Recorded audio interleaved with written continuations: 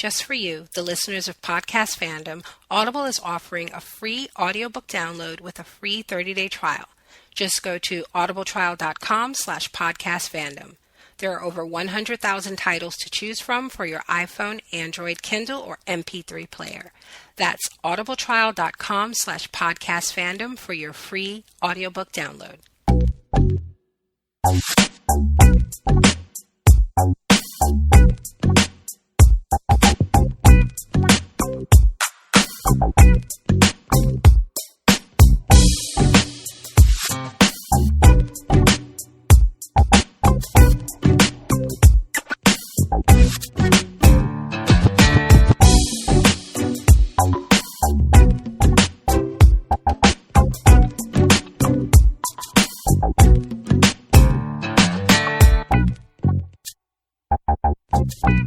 Hey guys, welcome to Podcast Fandom, the official podcast for ProjectFandom.com. I'm your host, Nina. I am Megan. And I'm John. And tonight we're back to talk about Game of Thrones, Season 4, Episode 3, Breaker of Chains. Just a very quick reminder that we do not discuss book spoilers in the podcast proper. At least I won't be discussing things that happen in the book that haven't yet happened on the show. So if you want to discuss book spoilers, feel free to send an email to me at nina@projectfandom.com, and I will discuss those at the end of the show in our spoiler section, which begins after our outro music. So if you wish to remain unspoiled, you can turn the podcast off when you hear the music. Other than that, let's get started. So, John, what did you think of this episode? I thought it was a great episode. It really puts a lot of characters into new places, especially like Jaime. It changes the way you see him, and it changes a lot of things. It sets up a lot of characters too about future events. Okay, Megan. Yeah, pretty much the same. Just when we were liking Jaime again. But yeah, I thought it was great. And as you said before, I haven't read the book, so all these new character developments, I love it. I like the way it's moving forward. Okay, so yeah, let's jump right into it. This episode began right where last week left off. We got that glorious close-up of Joffrey's dead face. Cersei screaming bloody murder. She wants Tyrion arrested. She acknowledges that Sansa probably had something to do with it, so she's calling for her as well. In the meantime, Sansa is being whisked away by Ser Dantas, and Tywin orders the city shut down. He doesn't want anybody leaving the capital until Sansa is found. So we had some audio problems earlier, so this is like the fourth time we're talking about this, and it's like I'm so like over it already. Like I want to talk about something else. I'm surprised as fuck about Peter Baelish, man.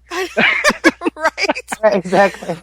Okay, but I mentioned to you when we tried to record this earlier that I thought it was really weird the way this was shot, how it seemed almost like Charles Dance wasn't there when this was recorded, and they just like had him standing by himself with the sky behind him, and he's barking orders. But I did like the way the shots of Sansa and Ser Dantos kind of running through the alleyways of King's Landing, and she has that hood over her head. I don't know, it was something kind of like Little Red Robin Hood about it. Yeah, she's like cloaked. And the scene of the rowboat going into the fog was great. Yeah. So that's what he does. He takes her to this rowboat, and he rows her out to sea, and they come upon this ship in the fog, and she boards the ship, and surprise, surprise, Peter Baelish. Surprise, motherfucker. So the creepy Peter Baelish. Yes, very, very creepy. His reveal as he kind of like steps out from behind her, the camera's over her shoulder, and we see it's him. On Twitter last night, there was a lot of reactions that were, it was one of two things. It was either, I knew it was that motherfucker, like, or holy shit, I totally forgot about that motherfucker. Like, those were the two reactions. I think the latter one was the one we got the most of. People had really kind of forgotten that he even existed.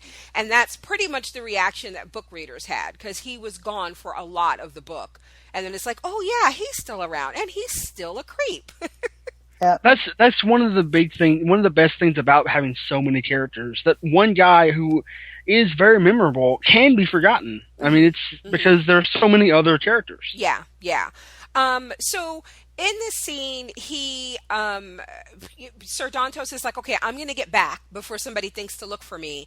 And Peter says, well, wait, let me pay you first. And instead of paying him the 10,000 gold that he, was promised, Peter has a guy kill him with a crossbow bolt.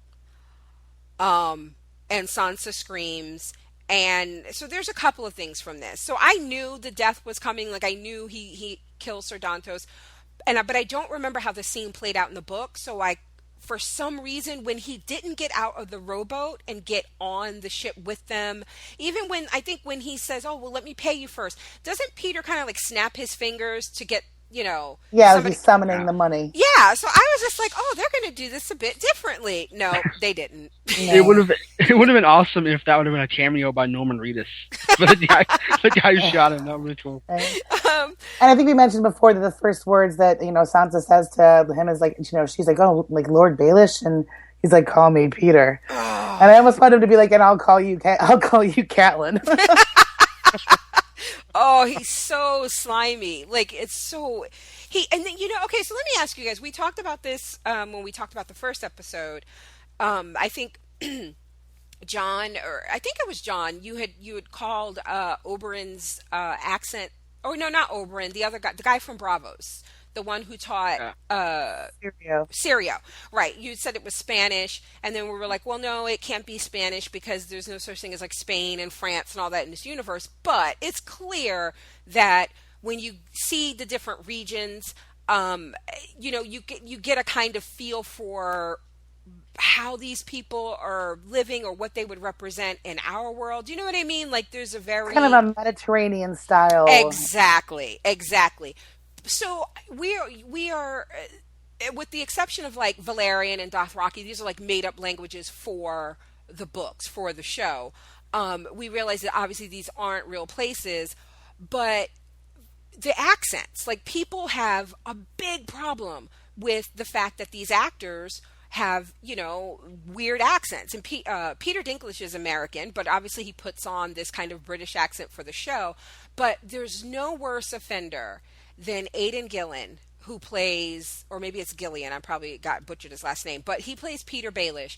People hate his accent. They say it was particularly bad last night. Do you guys have a problem with his accent?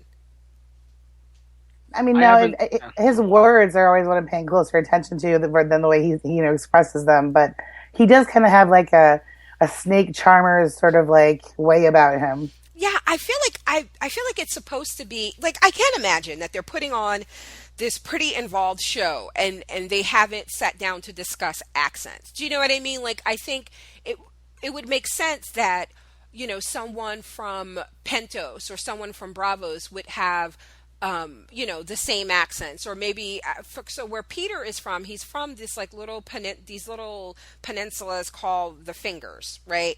So right. I don't know that we've met anybody from where he's from. You know what I mean? To compare the accents to. But anyway, I just thought it was interesting because people were really like, and I don't get why they say it's so bad. I think that what's more important though is that he the way he speaks is more like he's conniving and scheming. Yeah. It doesn't really matter that he has an accent. He sounds like he's up to nothing. Yeah, he might as well just be twirling his mustache the whole time he's talking. Okay, so in my notes, I put, so he says to her, you need to be quiet because, keep it down because, the gold cloaks are looking for you. And, what do you think they're going to do to the girl who murdered the king? And she goes, I didn't murder anyone. And he goes, well, I know that. And you know that. But you got to admit it looks suspicious. And we started to talk about this when we recorded earlier, where I feel like Sansa took a little bit, to me, too long to get what was happening here because she goes...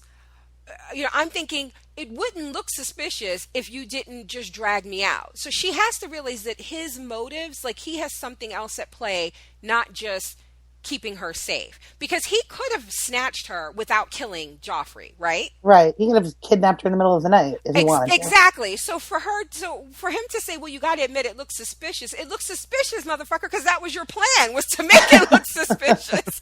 Or else you should have just taken me like yesterday, but you chose to have this. So that was the first thing. But also she seemed to have a really hard time like getting it until he revealed that the necklace that Sir Dantos gave her was some cheap shit he had made like a week ago. Like the whole thing was planned. His coming to her and befriending her and all that stuff. She didn't seem to get it. She was like, you killed him and he helped me. And he was like, no, he was doing what I told him to do, stupid. Like, yeah, and the look on her face even as they're walking away, she's like, what do you mean? Like, I don't get it. Oh. It's like, he did all of that for gold. He didn't do it to help you. Right. I loved the fact that I didn't think at all about the necklace being fake. I didn't think about that at all. And then, so I love the fact that when they revealed that, I was like, whoa, it's fake. Yeah. So, before we move on from this scene, 2 quick questions. 1, do you think he murdered Joffrey? Do you think, like, this is the end of this?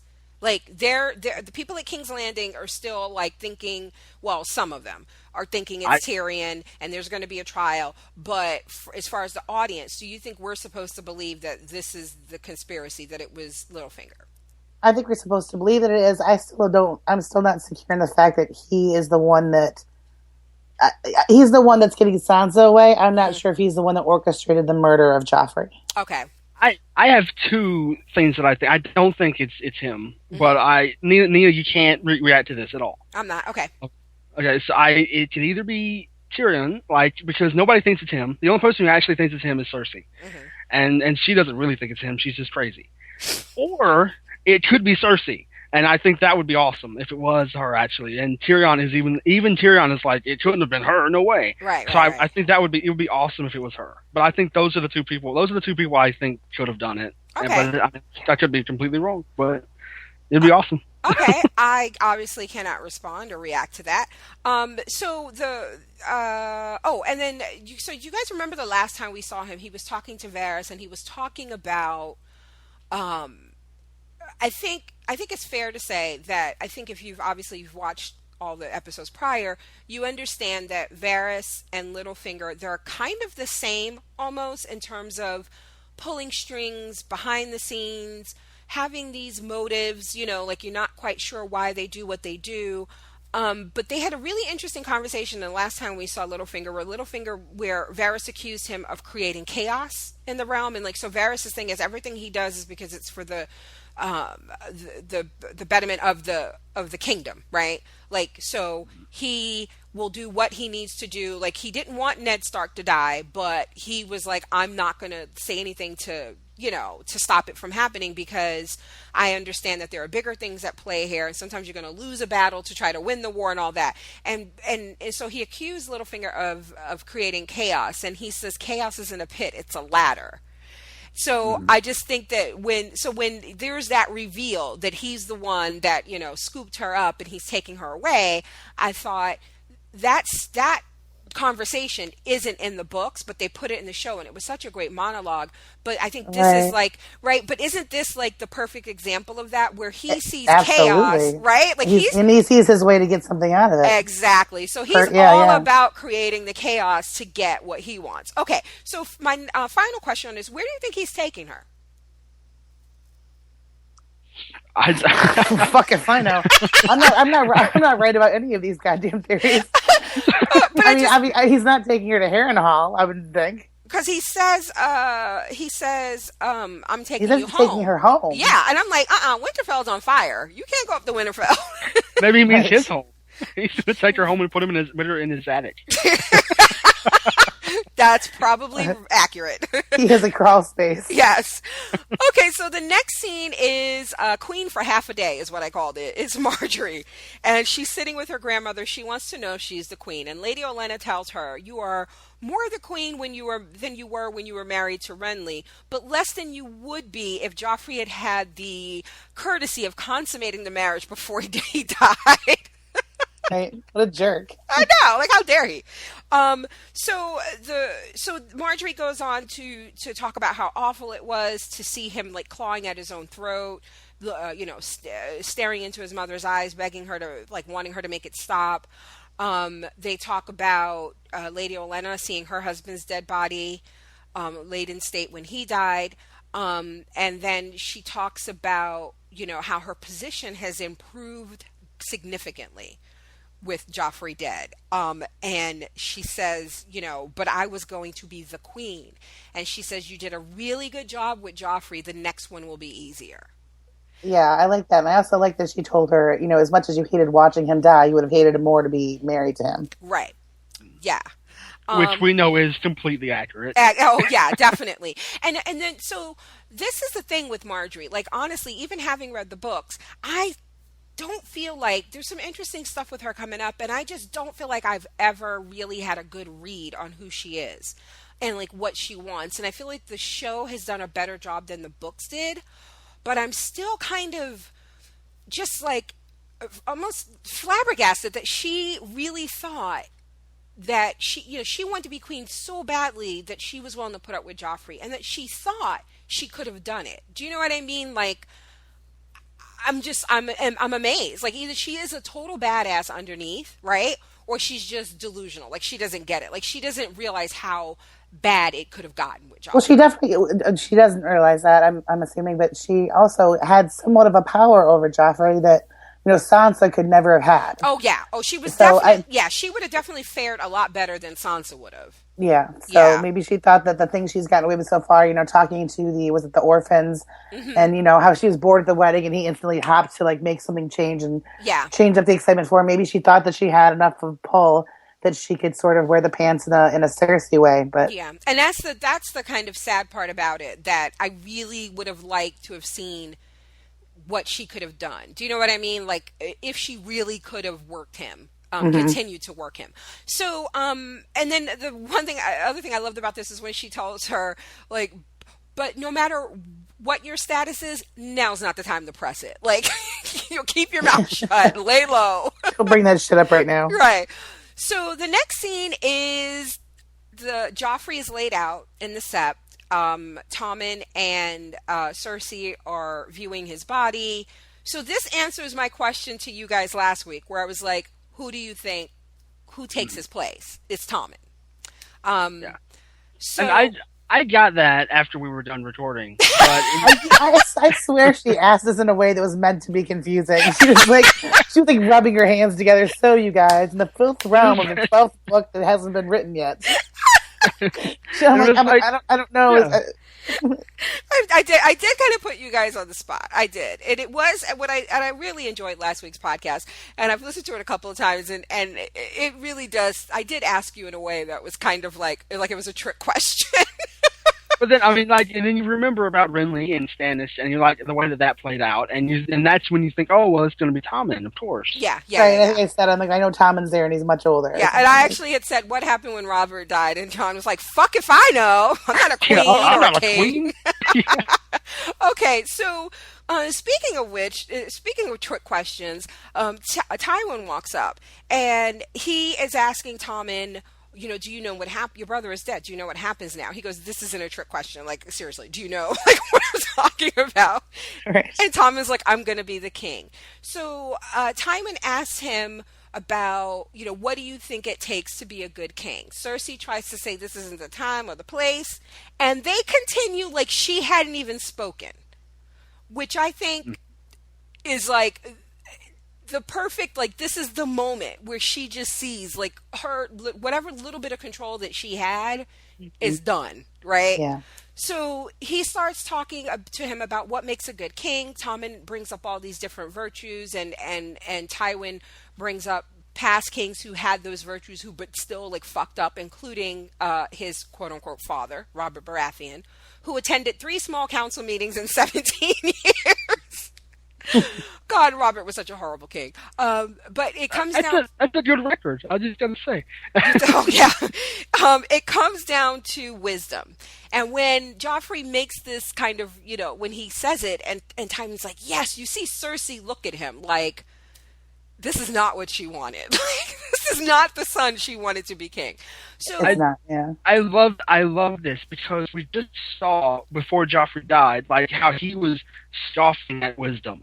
Like he was making fun of it. Like when even Tyrion was like, "Here's a book of all the old kings that you should read," and he's like, "Oh yeah, I could really use some wisdom," and he chopped it up with a sword. I feel like it's perfect the way that this shows that Tywin is fine with Joffrey being dead because he can mold Tommen any way he wants, and Tommen will listen. okay, so on that note, so we should point out too that Joffrey's lying there with. We saw this in the first episode when we saw John Aaron's body with not septons. What are they called? Silent sisters, I think. Kind of, they're like nuns, chanting around his body or whatever. But they had the two stones on his eyes with blue eyes painted on the stones. That's some creepy looking shit. That is so fucking creepy. But so he tells him, your brother wasn't a wise king. And if he had been, perhaps he wouldn't be dead right now. And I'm like, oh my God, this is so brutal. Like Cersei's standing right there. And she's like, motherfucker. She almost wants to say like, motherfucker. I wish she would say that again to my face. Yes. So basically, he tells him what makes a good king what make you a wise king is listening to your advisors. So basically, it's like do whatever the fuck I tell you to do. So know what you know and know what you don't know. Right. And right now, you don't know as much as I do. Exactly. So listen to me. So they go to walk off, and he's telling him about, like, you have to get married, and do you know why? And he goes, yeah, well, a king needs a queen. And he goes, but also to continue the family line. Do you understand what's involved in that? And I was like, seriously? Leave, because I do not want to hear how Tywin describes the birds and the bees. I think last night on Twitter I put something like "The Birds and the Bees and a Murderous Rain" by Tywin Lannister, children's book. Seriously, he was like, well, and then he goes, has anybody ever like explained to you what that entails? And he goes, not really. And he goes, well, it's pretty straightforward. I was like, I really don't want to know. I'm so glad this scene got like they left. So Jaime walks up, and he orders everybody out the Sept, and it's just him and Cersei, and she wants him to kill Tyrion. And he's like, that's our brother, my brother, our brother. He's going to have a trial. And Cersei's like, I knew he was going to do this. And she brings up what Tyrion said to her back when I think this was when she thought she had found his whore, but it was really Roz, right? Yeah. Right. And he pretended to be... He was upset that she did that to Roz, but he pretended that was his woman or whatever, and he said something about when she's happy, he's going to snatch her happiness and it'll like turn to ash in her mouth or some shit. So that's like her proof that he murdered. And then she refers to Joffrey as their son. So did that surprise you? It did totally surprise me, but I guess it just confirmed, what we'd been questioning in past episodes. Well, do they both know, whatever? But she says, yeah, he was our baby boy. Yeah. And he's not like, wait a minute, what? Oh, he knew already. Yeah. Pardon me? There was some, I think, I don't remember if this happened in a book. I don't think it did, but I remember in the first season after Bran, Jaime pushed Bran out the window, and Catelyn was sitting over his bedside, and Cersei came in, and she was telling about having a baby that died, and it was sickly, and all this stuff, and I think she said it had dark hair. It did, and I mean that led me to believe way back then that she could not have children with Robert, and that's why she had her children with Jaime. Yeah, see, I took that differently. I took it as like she messed around and ended up getting pregnant by him, and she did something to that baby because it had dark hair, and she knew it wasn't Jaime's. That's how I always took it. Okay. Yeah, that's how I always took it. But I don't think that that's something in the book. That's just something that I came up with in my head. I don't know. But anyway, but yeah, so I have You have a dark psyche. Yes, I do. So let's talk about what happens next. So she cries on his shoulder. They kiss. She pulls away, and he grabs her, and he says, "You're a hateful woman. Why did the gods make me love a hateful woman?" And then he rapes her on the side of where Joffrey's coffin is, like sitting up on this table on the floor. So this happened in the book, but it did not happen this way. Right. What I have read, and I haven't, again, I have not read the books. This was something that said, it was just a spoiler if you haven't seen this past episode, but G.R.R. Martin had just said that, the producers of the show sort of played it out this way and the writers, but in the book, she was much more passionate about this particular scene. Yeah. So I'm just going to read it quickly for people who, haven't read the books, but I'm sure by now you've heard that it's different than, how it happened on the show last night. So this is how it went down in the books.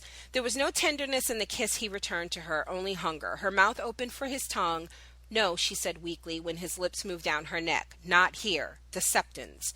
The others can take the septons. He kissed her again, kissed her silent, kissed her until she moaned. Then he knocked the candles aside and lifted her up onto the mother's altar, pushing her skirts and silken shift beneath. She pounded on his chest with feeble fists, murmuring about the risk, the danger, about their father, about the septons, about the wrath of gods. He never heard her. He undid his breeches and climbed up and pushed her bare white legs apart. One hand slid up her thigh and underneath her small clothes. When he tore them away, he saw that her moon's blood was on her, but it made no difference. Hurry, she said, whispering now. Quickly, quickly now, do me now, Jamie, Jamie, Jamie. Her hands helped guide him. Yes, Cersei said as he thrust. My brother, my sweet brother. Yes, like that. I have you. You're home now. You're home now. You're home. She kissed his ear and stroked his shortly bristly hair. Jamie lost himself in her flesh. He could feel Cersei's heart beating in time with his own and the wetness of blood and see where they were joined. So that is significantly different, That's right? pretty different. It's rape. No, it's not. It is yes, not. It is. She said no, and he kept going. That's rape. That's No. 100% Okay. No, that's there rape. is. But then she also says, do me. Right. Okay. Here's the difference. No. Here's. The thing is, though, she says rape, and so she says no, and then he keeps going. He doesn't listen to her, and then she changes her mind. That doesn't change the fact that he didn't listen to her saying no. It's still rape. Okay. It's rape. That is not rape. I'm going to tell you why it's not rape. Because I have been with my husband where, let's say we're in the bathroom or something, and he comes up to me and he starts kissing on my neck, and I'm like, no, the kids are still awake. And he goes, oh, come on, and he kisses on my neck. And if I'm like, all right, but we have to be quiet, and we have sex, that's not rape. That is the same thing that just happened. She was not saying, no, I don't want to have sex with you. No, don't touch me. No, it wasn't. And I know this is going to piss a lot of people off, but I'm sorry. It's not the same as when you're saying, no, don't touch me. No, I don't want to have sex with you. She was saying, no, we can't do it here. Father, the septons, we can't, And he kept kissing her, and she kissed him back and then said, do me now.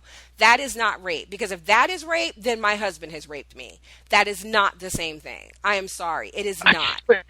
She was saying no, and she was struggling. I think that's rape. In the book, it sounds like the way that it's described it sounds like he's not listening to her telling him no. Okay, well, we will just agree to disagree. Yeah, I don't agree. Just to say, I don't agree. Wait, who do you not agree with? I'm sorry. No, I don't agree with John in that. Okay. In that sense. And then, so George R.R. Martin was asked about it, and he seems to feel like he did not write a rape scene. He basically was like, where he talked about it was on his blog. It was a post about something else, and people kept bringing it up in the comments, and he was like, okay, I'm just going to address this now because I've been getting emails about it, and then I just want to go on to talking about what we should be talking about, which is whatever his blog post was about. And he basically said that is, they chose for whatever reason to do it this way. He clearly did not see it as rape. And I'm just going to stick with the person who wrote it and what their intentions were. I will say that the books are written, each chapter is a person's POV, it's a different POV, and this was told from Jaime's point of view. So it's possible that, before I reread the scene, my first thought was, okay, this was a Jaime point of view chapter. I'll read it again. I'll see if maybe it was rape to me and that maybe he didn't see it that way because, you're reading it from his point of view. But then when I read it again, I was like, oh no, this is like completely different. So I didn't see it as rape. George R.R. Martin doesn't see it as rape in the books. And the show, to me, it was clearly rape. And it's a very curious development because I just don't know why they would do that. I don't know why you would take the source material when the person who wrote it is telling you, no, that was not my intention, that is not rape, to then do that.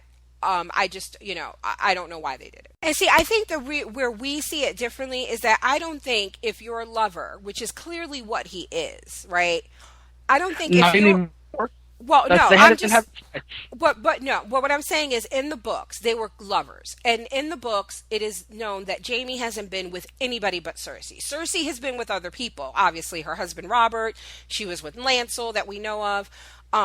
So... Clearly, Cersei has been with other people, but in the books, it's just Jaime. That's it. That's all he's known is Cersei. That's who he's been having sex with. They've been, sexually active since they were teenagers. Okay. So if your lover comes to you and wants to have sex and they're kissing on you and you're like, no, I'm on my period, or no, the kids are in the next room, or no, I'm kind of tired. And he keeps kissing you and says, oh, come on. And then you say, okay, fine, make it quick. That is not rape. I don't think that's right. I agree with you. I don't think that's right. How is that not what happened in the book? Because I feel like she was saying no in a way that he was ignoring. It wasn't that she was saying no and then he was like, no, come on, and then she changed her mind. It's made clear in the passage from the book that he is ignoring everything she's saying and every action she's taking. Like, he's ignoring it's not even like she's saying no and he's like, oh, come on, baby. It's not like that. He's actually ignoring. Continues, yeah. But I think whether it's verbal or not, if you tell somebody I'm not in the mood to have sex and they continue to kiss on your neck and rub on you and you sigh and you're like, do me now, make it quick, or whatever the reasons were, that's not rape. He didn't just unchange your mind by raping you. You just thought about it and you were like... And you gave into it. And you're like, yeah, I'll do it now. I don't think that that's rape. But, okay, I'm sorry. We spent a lot of time on that. We should move on. Yeah, I know. But that happened. I don't know why they made it different. They did. I think it kind of sucks. I'm going to reserve judgment on how awful I think this of a change this was until the rest of the season plays out. But I thought about it from different angles, and I'm just truly stumped on why they made that change. So the next scene is Arya and the Hound. They are somewhere. He says that he's not sure where they are exactly. She teases him about not having a map. They talk about their plans for after he takes her to her aunt's, and he says that maybe he'll book passage across the narrow sea and join the Second Sons. So we know who the Second Sons are, right? Yeah.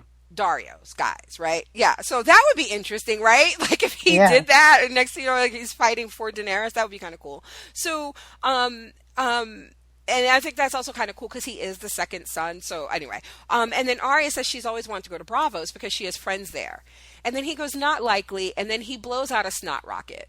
I know, classy guy. Oh my god, have you guys seen the picture of the reaction GIF of her face after he does it? And then it's like, so you guys saw the picture from The Walking Dead with Judith. There's that big reveal in the grove of what one character did to another, and then they put that picture of Judith on the ground, and there's like all these like words popping up like, oh my god, did you see that? Are you guys not going to pick me up? She's fucking crazy. It's the same thing but it's Arya's face.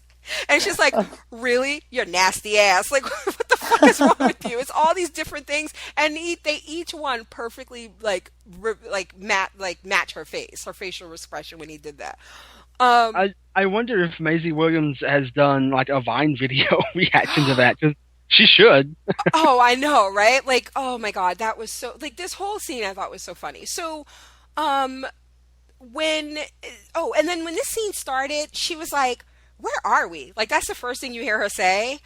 I have to tell you, the way she delivered that line, there was something about her voice that was so nagging that I found myself thinking, he can't wait to get rid of her. Like, he must be... He wants to drop this child off immediately. Yes!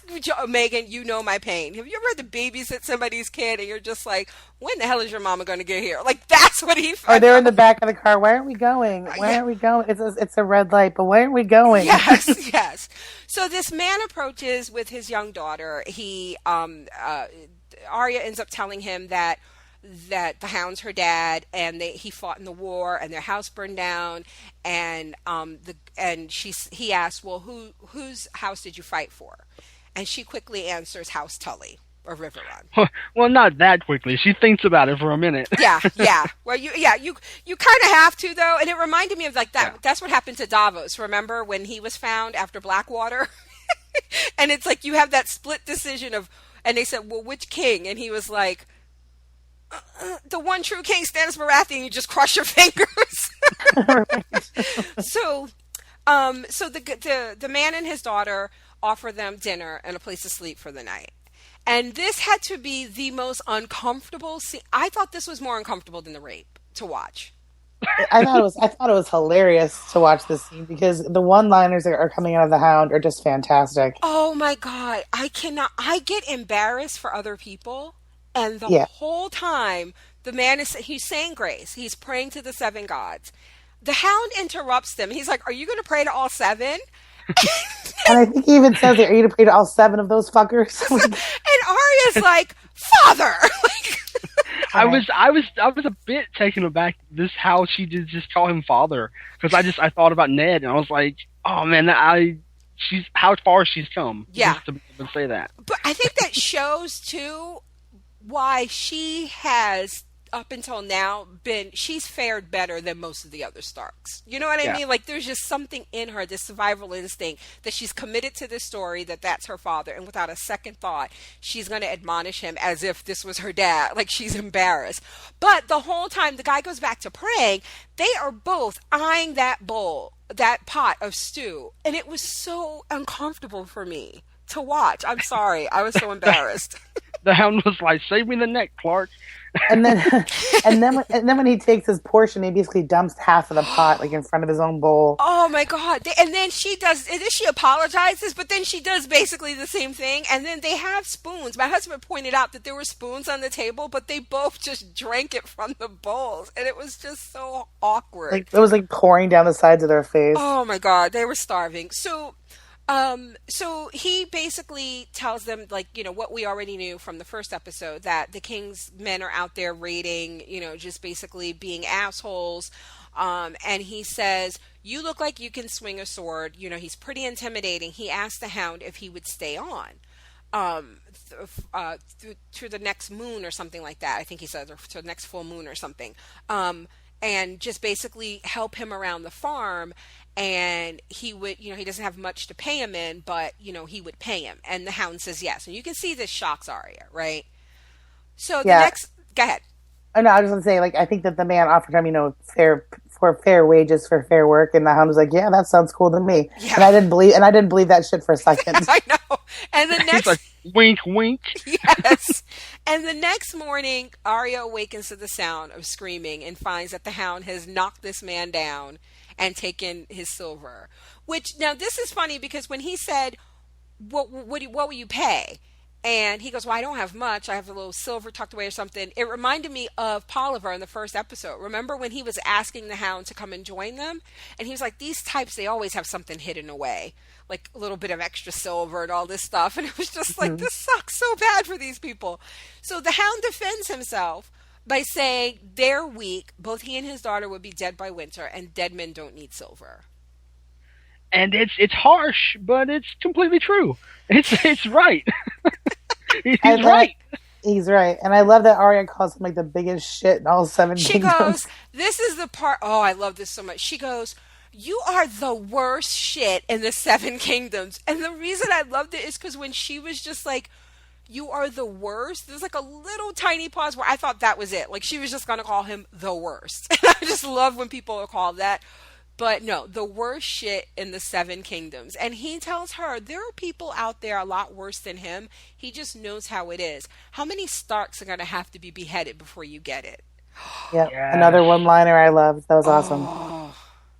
He's just like, I don't give a shit what I say anymore. No. And everything that comes out of his mouth is gold. Yes, yeah. Can you imagine, like, just to be able to just brutal honesty and say whatever you want? And I love the fact when she's like chasing behind him, she's like, he's like, she's complaining and stuff, and I could just imagine, he's like, sorry, can't hear you over the sound of me counting these coins. Like, Blink, blink, Clink, blink. yeah. So, so then the next scene is, I hated all of this. This is Gilly and Sam, and there's two parts, but I just put it all into one. So the first is they're at the wall, and Aaron from Ball Move asked earlier on Facebook, he was like, does anybody know why the fuck that guy was walking around calling people out? Raper, thief and raper, ninth son. Like, I don't know. The only thing I could think is maybe those were like new arrivals. Because remember in the first season, the guy that took Arya, was taking her to the wall. He had gone to King's Landing. He was like getting recruits for the Night's Watch from the prisons, right? Right. And they talked about how this used to be like a noble calling, and now they pretty much just get like to go. The men of the Night's Watch are men who were like punished, for doing horrible shit, and to spare their lives, they send them up to the wall. So I guess maybe that's what he was doing. But I thought, wow, to be the ninth son, that's pretty rough. Like, it's pretty low on the totem pole, right? To be sent, like your only crime is being born ninth. Like that's horrible. So that's like the prince in Frozen. Oh, so I haven't seen it. Sorry. Oh.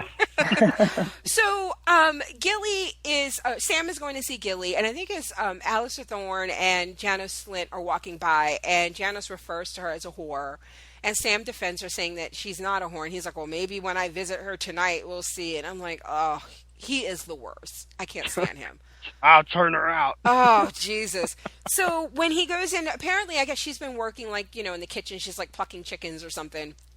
And he's worried about her, right? Like, he's like, you're here, there's 100 men, I'm sure they lie awake thinking about you. And she's like, you're being silly.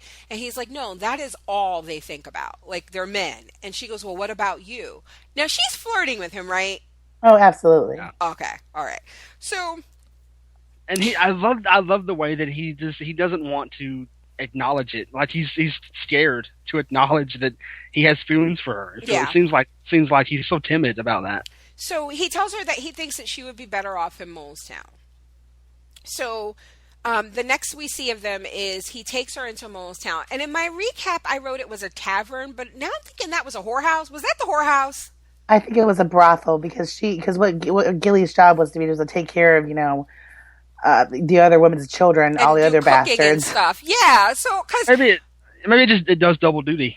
It might, because the first time I watched it, I really thought it was a tavern, and then when the woman was like, he said, yeah, she'll do cooking and cleaning and take care of the other girls' babies, and she goes, I could find her some other work. And he was like, no other work. And I'm like, wait, was she talking about fucking? And then when you look, like the noises in the background, and it's just a lot of women in that place. I'm like, oh, this might be a brothel. So while he is making arrangements for her to stay there, there's this woman asking her, this nosy bitch is asking Gilly all these questions, and poor Gilly is too stupid to know that when she's asked, like, where are you from, she goes, north of here. The only place north of Molestown is the wall. The only place north of that is the other side of the wall, and she quickly figures out that Gilly is a wildling. Mm-hmm. Did that girl sound like Osha to you? She did, yeah. Okay. So she's going to stay there, and she doesn't want to stay, but Sam is like, this will be better for you. You'll be safer here, and it's better for you. And she goes, no, better for you, maybe. And then she has to stay. I think in this episode, Sam really reminded me of, like, Forrest Gump. He's like, in this episode, wait, this is the first time? well, I mean, he really did in this one. Okay. I was like, because she's Gilly, and it's like Jenny, and it's just, yeah. I love you, Gilly. It kind of writes itself. It's like, Yeah. Sorry, I had a fight in the middle of your Black Crow party. Like, I saw the White Walker, and I just started running. If he really wants to keep her safe, then he should send her back home to Greenbow, Alabama. I hate you right now. I love when he was like, no more work. I don't want her doing any other work. I think I put on Twitter, it was like, Sam doesn't want his house wildly turned into a hoe. You guys are awful. I did say that the one thing I took away from this scene is that her brother's son is really cute. My aunt got mad at me. She was like, her brother's son. That's what it is. That's her brother's son. So Yeah, so he... It's funny because the baby's name is Sam too. So it's like if he's like his name's Sam, and then Sam's like, oh, he's got a daddy named Sam too. I really feel like you need to like just rewrite this and like you need to do some fancy Photoshop. Yeah, a black crow feather just floating through the air. Yes. On the wind. So, okay, so Stannis, now we're at Dragonstone. Can we talk about how fucking miserable that place is? It is always dark and dank and rainy and just awful. Like, why is Dragonstone so fucking awful? It's just miserable. And Stannis he's never fucking happy. Have we ever seen Stannis happy in this whole series? The last time he was happy, he was bending that redhead over a table. Yeah, that's probably, and even then he didn't really look too happy. But even because that's where he has to be like relegated, so it has to be like a terrible place for us. We have to see it as a terrible place because it just looks like it looks like a swampland, you know. It's just awful. So Davos comes in and Stannis gives him a note that it takes Davos like 5 minutes to read. It's like one paragraph. Poor Davos. And I can see like his lips moving. He's reading, but it's a letter announcing, that Joffrey's dead. Stannis, he's attributing this to the blood magic that he did when he burned the leeches. And I gotta say, he's pretty much like 3 for 4 at this point. Like the rest of them, the other pretenders to the throne are dropping like flies. So he's like, and that's all. He goes, I did that with bastard's blood. The bastard you let get away. So he's like, listen, I've been out there getting houses to your cause. And he names off like 3 houses. And Stannis is like, fuck your houses. Like, none of these are going to help me. He's so awful. So he tells him, the longer it takes me to push my claim, like, people will forget about it. And I don't want to be a page in somebody else's history book. So he goes, I'm running out of time. That means you're running out of time. So I love how important history books play into this show, and I guess into the books too. Mm-hmm. It's like because they always mention them, and they're always talking about how the history has been recorded, and I love that. Yeah. He brings up another interesting thing, which I don't think we've heard of them. This is the first time we may have heard of them, but he's telling him he's like, listen, her prophecies may or may not be true. Like, source, some things have happened, but wars are not won with magic. They're won with soldiers. And he's like, we need to, we can go get the Golden Company. They are a group of sellswords, like the Second Sons, basically. He goes, they have 10,000 men. And for some reason, Stannis feels like he's above paying for sellswords, which I guess it's like with Braun, it's like, I guess they're only as loyal as you're willing to pay. But if somebody else comes along that can offer more money, then, so I guess I see Stannis's point, right? Like, you don't want to pay them a bunch of money and then have, I don't know, half of them turn on you. Right. Or Tywin come along, right, and offer them more money, and then what do you do? So especially like he says, he doesn't have any gold anyway. Right. So that's he's like, so you have to figure something out, you're running out of time. So Davos goes to his reading lesson with Shireen. And she's tough. She's like, you're late and you're never going to learn to read if you don't and then she totally calls him out for pronouncing the word night as nigget, and I'm like, I'm really getting tired of hearing that word because it sounds way too much like the other word.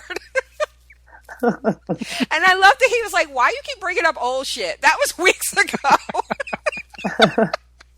So basically, they're talking there. She has a book for him to read. She warns him about, moving his lips when he reads. Seriously, and he does tell her, you are your father's daughter. She is totally a mini Stannis.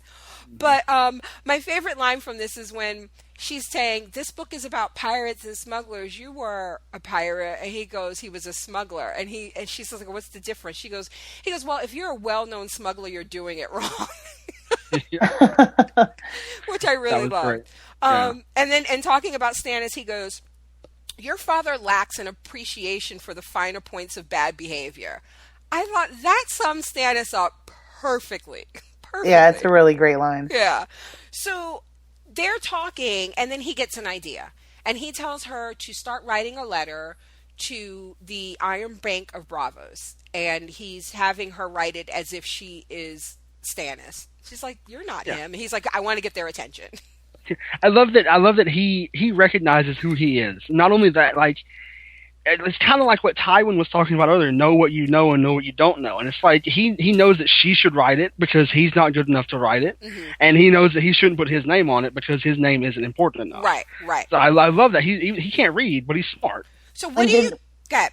No, I just think I had a funny thought in my head when, she's like, you should write it because it's practice. I just thought, like, if he sat down to try and write, it'd be like those kids in class who, like, stick their tongue out when they write. They're, like, learning, and their tongue goes everywhere, and they're like, he'd be writing that letter all night long. Like, exactly. They'd be there way too long. So what do you guys, I have two questions about this whole Stannis thing. One, when they ended with them last season, didn't it feel like there was a sense of urgency to get to the wall? Remember? Yeah. Mm-hmm. He got the letter from the maester that Sam had sent out talking about how the wildlings are coming, and they're clearly aware of it, right? Because Tywin mentions it later. So they know that the wall was about to be attacked, but nobody seems to be taking this seriously. And I feel like last season they left us thinking that Stannis, whatever, when she looked into the fire or whatever, she was like, oh no, he's right. We need to go to the wall. But now it's like nobody's heading to the wall. So is it a matter of them... He's waiting to get his men, or like I thought it was. I just think that he knows that he can't. He's not completely unprepared. Okay. And then the other thing. So why do you think he's writing the Iron Bank of Bravos? This confused me. Actually, I'll fully admit I had no idea what his idea could possibly have been, other than it was mentioned at the Purple Wedding that the Lannisters are in quite a debt to them as well. Right, and they're not paying their debts. Right. Okay. All right. So the next, so they're not as committed to debt paying as they like as they claim to be. Yes, they're not taking. And the thing is, I think they're just not taking it seriously. And I think in the books it's a little bit more clear where there are several instances where you will see them, like Cersei or whatever, be presented with a letter like saying, oh, like your bill is due, and Cersei kind of like deleting the email, like, yeah, okay, I'll deal with this later. Lannister always only pays their past due amounts. Yes. So I really feel like I think it's a little bit more clear in the books just how they're not, they always feel like there's other things to worry about that's more important than this. So, okay. So then the next scene in my notes, all I have is Oberyn knows how to party. Holy fuck, Joffrey is barely cold. It's like, they were like, okay, let's just go back to Peter Baelish's whorehouse and get it on. This time... everybody grieves differently. I guess. So it's Oberyn, Ilaria, two women, and the guy who works at the whorehouse. And they're just... When the scene started, I knew somebody was having sex, but I could not... Honestly, I don't know what was wrong. Mike, I could not figure out what I was looking at, because it was just... a lot of limbs and heads. Everywhere. Yeah, and I was just trying to make sense of what I was seeing, and I had to like turn my head one way, turn it the other way. It's like a Misfits. Yes. Yeah, that's a bit of a, whatever it is, I forget the line, but... Yeah, seriously, I was like, what am I looking at? It was like, what was it, Megan? What, cock, anus, balls? sack. Yeah, ball sack. Yes, that's it. That was the word. Ball sack. Cock, anus, ball sack. Yeah, a little bit of ball sack. So, so I couldn't tell what I was looking at, but I got it eventually. And they have this conversation about the fact that the guy is not into women. Like, he tries kissing Ilaria, and she just doesn't do it for him. And he's like, why, you don't have a preference, talking to Oberyn. Oberyn explains, like, the gods made women and it delights him, and the god made men. He slaps the guy in the ass and he goes, and this delights me too, and why should I deny myself, why should I only have half the pleasures? And when you put it like that, it like made perfect sense. It was like, oh, okay. I loved when he was like, I just never had the taste, and Oberyn got offended. It was like, you calling my love an acquired taste? Yeah. And I love that, because he's sleeping with millions of people practically, and it's like he still loves her, and it's like he has respect for her. Oh yeah, I like. They actually, I don't know if they've brought it up on the show, but I actually think they have like kids together. Like, that's, so when they say paramour, that's like like she's his main woman, Right. He says that, and she says all the women in the world will line up to fuck the Prince of Dorne. And he's like, well, they all have to go in line behind you. Yeah, she goes, all boys and girls will line up till the day he dies to fuck him because he's a prince. What's the terminology? It's his bottom bitch or I don't know. Top bitch or whatever. I don't know. Oh, you just made me really uncomfortable. I don't even know. I think it's that he'll have different hoes and different area codes or something like that. Yes, apparently he has a lot. So like a pimp, it's his number one girl is basically what that is. But why would it be the bottom bitch? That doesn't sound like I don't would know. be. I'm not a pimp. I'm not a queen. I'm not a king. I'm not a pimp. A top and a bottom bitch is something very different than I think what you mean. I know, because I'm thinking like with gay men and sex. Yeah. Like you'd be a top or a bottom. Okay. Yeah. This totally took a turn. Like I don't know where we are, but I think that I know. we need to get back on the right road. So God wants you to have delights in everything. Yes. So basically, that's his motto, and he tells him, "Listen, one day you're going to be old, and your stomach is going to go soft, and your back is going to ache in the night, and gray hairs are going to grow out of your ears." And I was like, "Preach, brother, preach! Getting old sucks." But it's like Oberyn doesn't seem to be suffering from much of that. No, either. exactly. Exactly. So he's like, but so you should just fuck as much as you can, as many people as you can until that day, until you're too old to do it. And then Tywin walks in and asks to clear the room. And it's like the king's grandfather, the hand of the king, walks into the brothel. It's just, I did not see that coming. I was just like, when that happened, I was like, whoa. I know. I'm surprised he didn't walk in with like a handkerchief over his mouth and like nose. I know. And then I love this scene though, because Oberyn holds his own. I mean, he's like, Tywin is very powerful, and Charles Dance plays that character so powerfully. Yeah. And I feel like Oberyn really, Pedro Pascal really holds his own with Charles Dance in this scene. Yeah. This is an awesome scene. I feel like he has not had a bad scene yet. Oberyn. I actually forgot to bring up last week when they were at the wedding, when we talked about the contortionist, the way that scene began was after Bronn told Tyrion to go drink until it felt like he did the right thing, and Tyrion's walking off with Pod, and they pass Oberyn and Ilaria, and Oberyn says, hello, and Tyrion goes, hello, and he goes, not you. Oberyn was talking to the contortionist. Oh, that's fantastic. And Tyrion does like a double take because he really thought he was talking to him. But in this scene, he tells him, would you like to have a seat? The look on Tywin's face was like, no, I would not like to have a seat in this whorehouse. It's like, there's no plastic on this couch. What do you mean?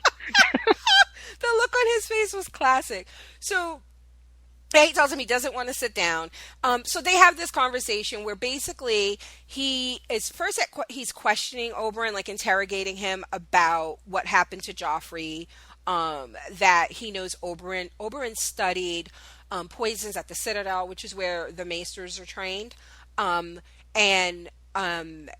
He says, I didn't do anything to him. I don't hold children responsible for the sins of their father or their grandfathers. So he basically comes right out and asks, you hold me responsible for your sister's death. And he goes, the mountain's your dog, and he doesn't do anything without, your orders. And Tywin denies it. Do you believe him? I kind of do, because it may just be because Charles Dance is a good actor. So you're supposed to believe him. But I think, and the fact that Oberyn believes him, I think really sells it too. Okay, that was my next question. Do you guys think that he believed him, or he just was saying he believed him? I think he's going along with it for now. Okay. Well, he probably has. Once again, maybe it's about the climb for Oberyn too. Okay. Yeah, he has. I think he's tactful. He's not going to just be like, I don't believe you. But I think he does. He does think that. There's no reason really for Tywin to lie to him straight to his face right in that moment. I don't think.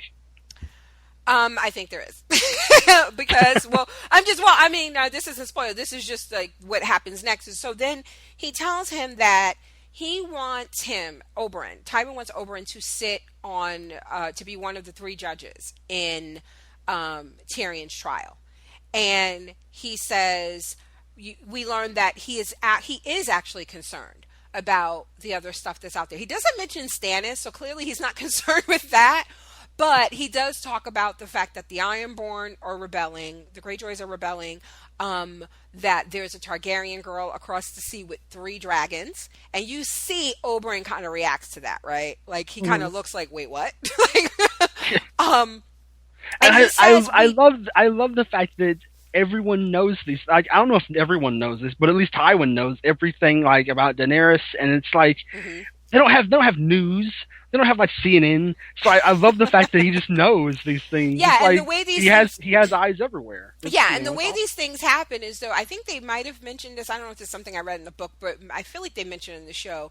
Whereas, like, they get stories, like, from merchants, you know what I mean? Like, they're doing business, and they get on their ships, and they go across to, you know, Pentos or Bravos or whatever, and they're like, oh, yeah, did you hear? Like, there was this chick calling herself the Mother of Dragons, and she freed all the slaves in Young Kai and Astapor, and she has dragons! Holy shit! I wondered, though, at the same time, when he's like, yeah, there's, you know, this girl has these 3 dragons, I'm like, and also, do you realize she has enough of an army to fill a goddamn football stadium on Super Bowl Sunday? Yes, that's the other thing. So he didn't seem to take it very seriously last season. Remember when Joffrey called him into the throne room, and he's like, you keep having the small council meetings in the Tower of the Hand.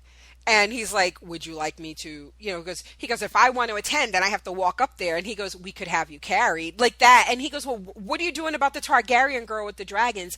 And in that conversation, Tywin seemed to be like, by the time they are big enough to be a problem, you probably won't even be alive anymore. Like, he just really didn't seem to be concerned. But now when he's telling Oberyn, listen, the 7 kingdoms aren't truly 7 kingdoms and whole until Dorne comes back into the fold. So Dorne basically, I think at one point he does say that, you know, they were the only one when Aegon, I think that was his name, came over with his dragons and his crazy sisters and fucked shit up. They were the only place in the land that kind of fought him off and was able to keep it, so they remained separate.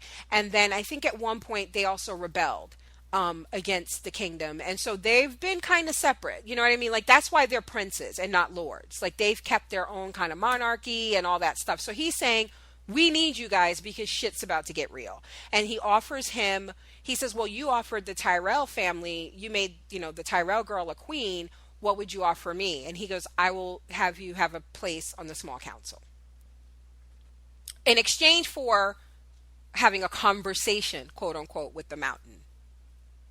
So do you believe that he's going to do that? Maybe. I don't know.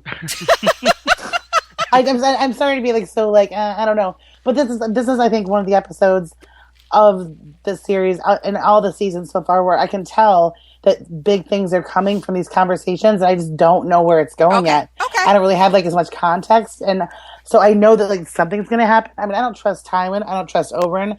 I don't trust anybody. I barely trust Sam. So okay, well, we don't see whether or not he takes him up on that offer. But that's the offer, you know, right. Those 2 things. You do this for me. You help me get justice for my grandson by sitting on which is basically saying you be one of the 3 judges and you're basically going to vote the way I want you to vote. Yeah, it's pretty much you wash my back and exactly. I'll stab you in yours. Yeah, exactly. So then we go to somebody who is trustworthy. Podrick Payne visits Tyrion in his cell, and he tried to smuggle in wine, but they found it. But he did manage to smuggle in a quill, some parchment, sausage, cheese.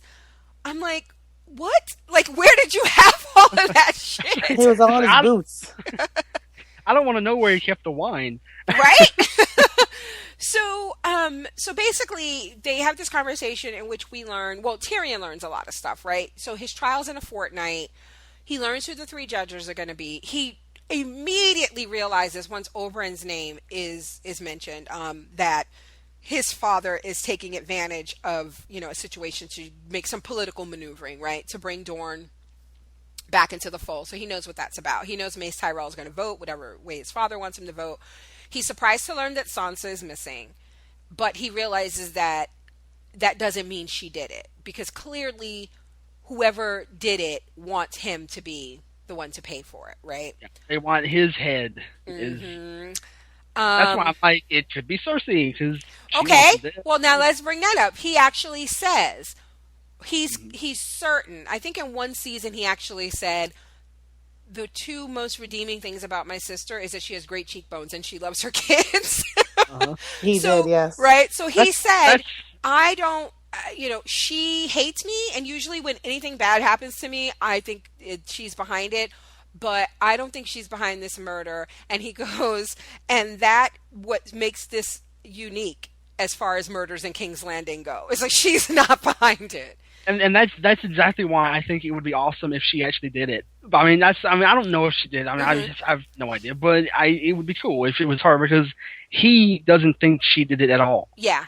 I Cersei think that would be awesome. I just don't, honestly, I just think Cersei is kind of stupid. Like, I just don't think she's that cunning. Do you know what I mean? Like, she's so, she thinks with her, not think. She acts on emotions. You know what I mean? Like, she doesn't feel like she would be that smart. But yeah.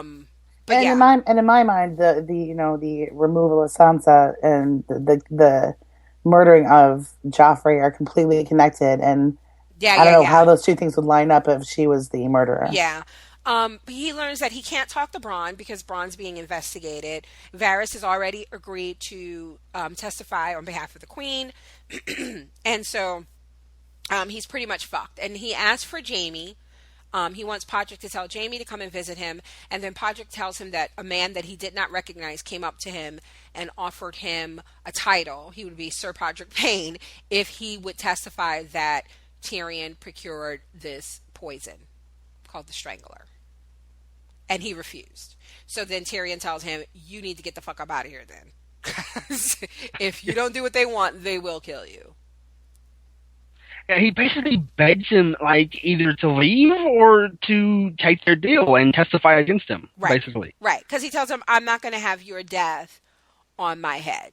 On my conscience or whatever. And Peter Dinklage is awesome. And this scene is just another scene where Peter Dinklage is just so awesome. Yeah, he's really, really good in this scene. And you know what? So is the kid that plays Podrick. Yeah, absolutely. Yeah. But we don't know his name, so fuck him. Yeah, we don't know. Yeah, fuck him. So, the next scene is the wildlings attack. So the wildlings with, Ygritte and Tormund Giantsbane plus the Fens, they attack this village in the north. And the way it kicks off, it was just, it was brutal. Like, the kid is talking to his dad, and then suddenly an arrow was through the dad's head. It's like, Jesus Christ. And you get the impression, too, that this is like, this is definitely different than we've seen people, how they're faring in the Riverlands. Like, it's just awful, right? Because Joffrey's guys are out there fucking shit up and they're doing poorly and they've been ravaged by this war. And you get this village, they all seem to be doing okay, right? It was like sunny out. It was real, like, it when the scene started, right before he died, I was just like, who the fuck are these people and why are they so happy? Like, because this is like, nobody is doing this well in the kingdom. You know why? Well, they're so happy so we can see them die. Yes, that's the George R.R. Martin way. But I love, too, when he's talking to the dad, she's like, Mom wants you to know dinner's almost ready. She's boiling something. And they're like, oh, potatoes. So you get, like, they probably don't have a lot of money, but, like, they eat a lot of boiled potatoes and they're happy with it. And then, like you said, arrow to the head.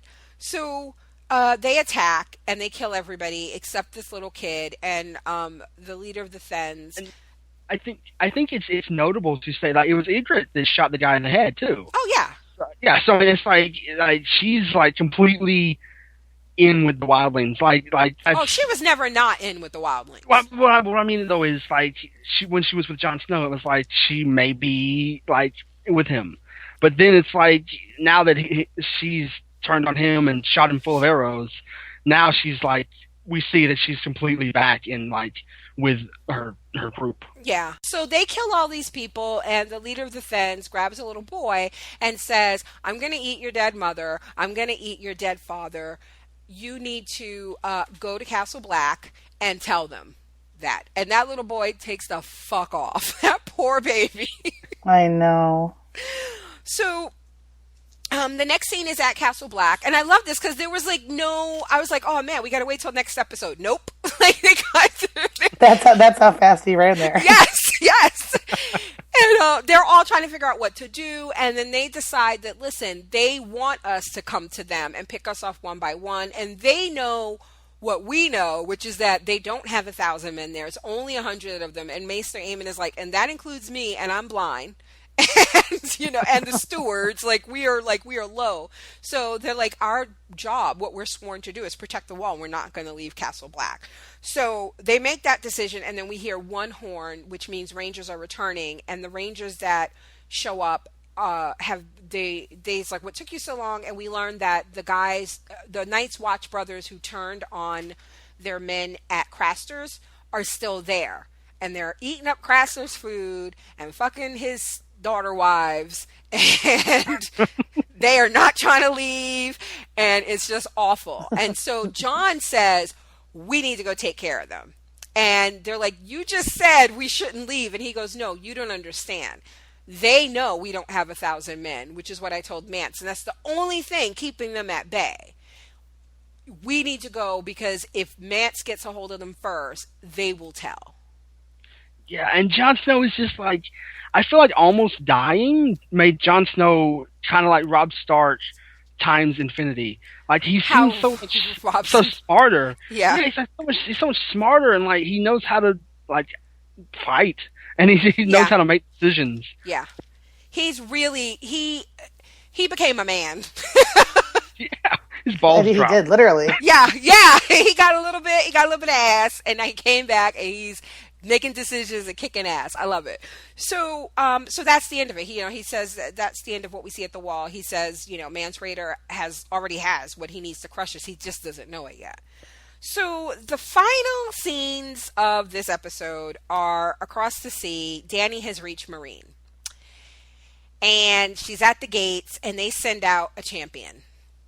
First of all, when that gate opened, I don't know, like, the statues on either side of the doors are for scale, right? Like, so you get the impression, like, how big that door is, but still, for some reason, when it first opened, that little guy came out on the horse. I was like, holy fuck, those are some big doors. Like, I don't know how I didn't realize how big those gates were supposed to be, but when he came out on that little horse, I was looking up, and I'm like, what? I don't see anything. And then I had to look down. I was like, oh, there he is. I was like, holy fucking shit. Oh, hi there, little guy. Yeah. Okay. I was like, holy fuck, those are some big doors. So he comes out, and he starts talking shit in his language. And poor Missandei has to translate, and she's like, yeah, he says we are a bunch of the armies, men without cocks. They're not real men, and that our leader is not a woman. She's a man who tucks his cock in his own asshole. Yeah. And then the song from Silence of the Lambs started playing. Was it Goodbye Horses? Goodbye Horses. Yes. Then Ace Ventura was like, Einhorn is a man. Right. So when I love the way she delivered that line, because she didn't want to. Do you know what I mean? And it takes you back to when she was working for Krasnus, and he was talking shit to Daenerys and Valerian, and she would tell what he said, but in a nicer way. You know what I mean? Like, now she has no desire to protect it, this guy. She's like, yeah, he said you tuck your dick in your own asshole. And then it totally took me back to her role on Misfits, when Rudy was like, she likes it in the ass. I'm sorry. She will always be that girl to me. So, you know what I'm talking about. So, cute She's girl. a bottom bitch. Cute girls don't get HIV. Do you know how hard it is to find a girl that genuinely likes it up the ass? Sorry, now we're just going on quoting Misfits episodes. So, so she says, okay, I'm here to talk to the people of Meereen. And I love this too, because Jorah says something like, it's not so much what this guy is saying, it's the audience. Do you know what I mean? Like, you're here to fuck shit up, and he's saying this shit, and his people hear him talking shit to you. And it's kind of like, we talked about this, another show we podcast, where sometimes it doesn't bother you what people say to you or about you until the audience changes. Do you know what I mean? And then it's kind of like, okay, now you have to defend yourself. So she says, listen, I'm here to talk to them. He needs to shut up. And she asks if she has a champion. And she shoots everybody down, from Grey Worm to Sir Barristan Selmy to Jorah. And apparently she got Daario to spare, because as soon as Daario was like... I can't spare you. I can't risk you. You're my commander. I can't have you. And then Dario's like, well, what about me? And she's like, yeah, you're good. Yeah, but then, no, with Dario, see, the funny thing was Sir Jorah's face when she was like, no, you're my best friend. I can't have it. He was like, she likes me. And then when Dario was like, I'll do it, she's like, oh, that would be so hot. When I was on Twitter last night, and when he said, my mother, he goes, I'm not, a member of your Queen's Guard. I'm the last to join. My mother was a whore. I came from nothing. Pretty soon I'll go back to being nothing. Somebody on Twitter, I think it was Kelly Johnson, she goes, plus, I'm not even the real Dario. Yeah, he started from the bottom. Now he's here. Right. So she tells him to go ahead. And then, so the guy gets on his horse and he's rushing towards Dario. And she's like, don't you want a horse? And he's like, no. He goes, she says, horses are faster than humans. And he goes, but they're stupider than humans.